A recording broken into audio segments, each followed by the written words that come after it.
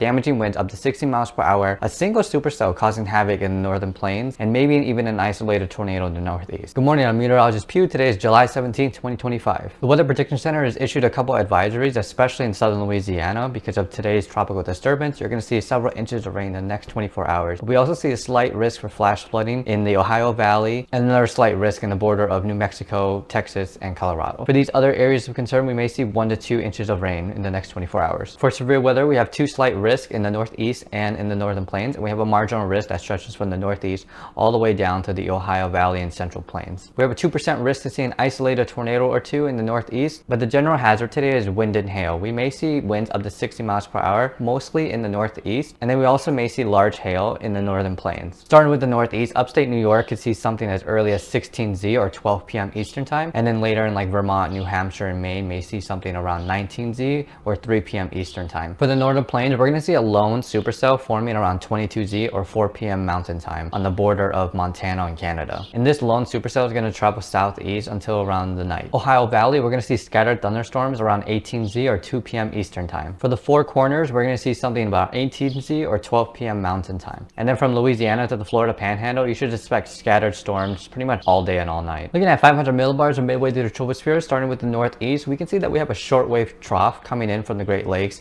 to the northeast. And basically what that means is it's kind of like an embedded trough within a much larger trough. And that's going to do a couple things for us. First thing, it's going to bring us decent wind shear, which is going to tilt those updrafts and prolong those storms. And number two, it's going to give us good vorticity, which is going to give us good spin, which is going to really enhance those updrafts. And we're going to see this exact same thing happen in the northern plains on the border of Canada and Montana. Now, what's interesting about the northern Rockies, there's no warm front or cold front there. There is a dry line that will eventually come through, because when you have air descending from the mountain, it's going to pull out that moisture and force it to be dry. And so when you have air that's relatively the same temperature, but this dry line goes into a relatively more moist area, it's going to act like a front and produce those surface lifts. Looking at 300 millibars or even higher in the troposphere, we can see that there is a mini trough on the border of Canada and Montana, aligning with the shortwave trough that we saw at 500 millibars. And at 300 millibars, these winds are basically going to dictate the storm's motion. And so this trough is going to go a little bit more southeast, and it's going to go into where at 500 millibars, we see that there is a huge amount of wind speed. So when this supercell forms and it enters into areas that has really high winds aloft, it's going to be really, really good shear, which is the reason why that this supercell is going to sustain itself all day. Looking at the surface, we can see that we have a really broad cold front that goes all the way from Canada all the way to the northeast to the central plains, and that's going to provide us really good surface lifts for these thunderstorm development. And that's why we have